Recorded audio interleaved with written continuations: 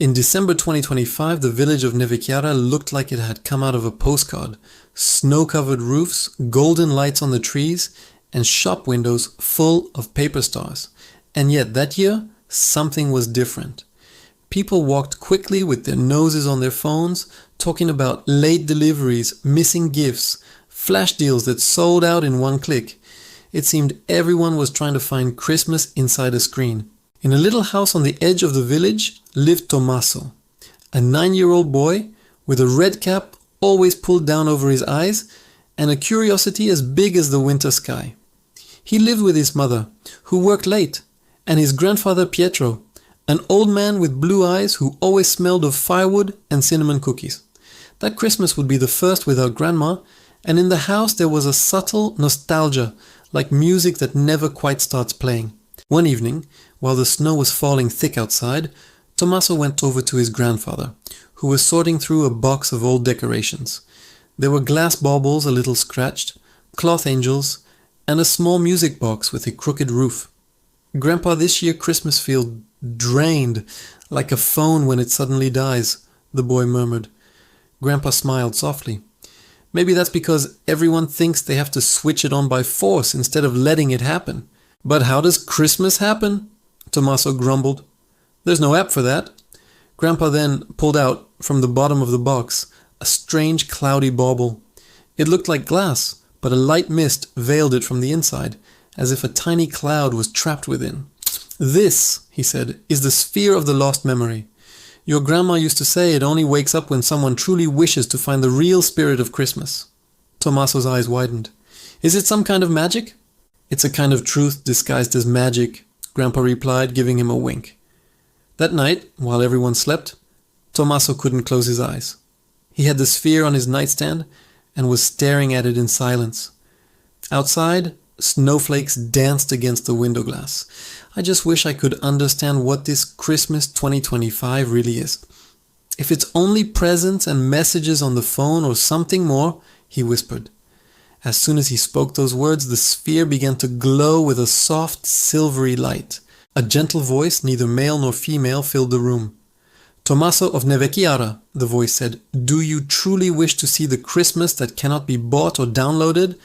The boy, his heart pounding, nodded. "Yes, I think I do."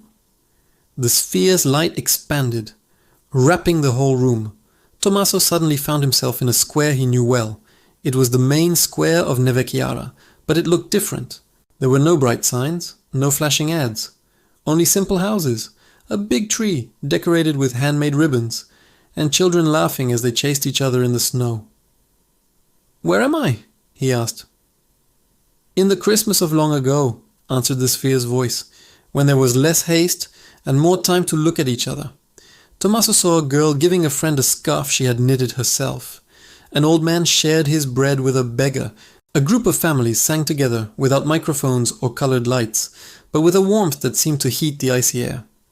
"They have almost nothing," Tommaso murmured, "and yet they look so happy."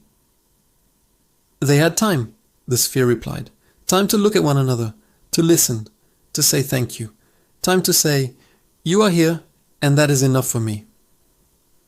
The light shifted again, turning into a shower of sparks. Now Tommaso saw Christmas in the future. Holograms twirled, drones delivered packages, people wearing headsets opened virtual gifts. Everything was incredibly fast, yet strangely quiet. In a corner, though, he saw a girl taking off her headset and going over to her real grandmother, sitting in an armchair. The girl handed her a hand-drawn picture. The grandmother clutched it to her chest, deeply moved. "Even in the future," said the sphere, "there will always be someone who chooses what is real, even in the midst of what is fake." "So the problem isn't the technology," Tommaso reflected. "It's what we put inside it."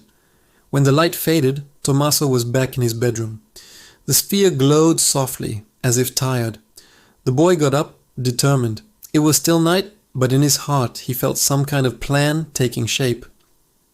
The next morning, he woke Grandpa up before the alarm rang. "Grandpa, this year I want a different Christmas. I don't want just last-minute bought gifts. I want to give time. Things I make myself. I want to make Christmas really happen." So in the days that followed, Tommaso involved Grandpa, Mom, and even some neighbors.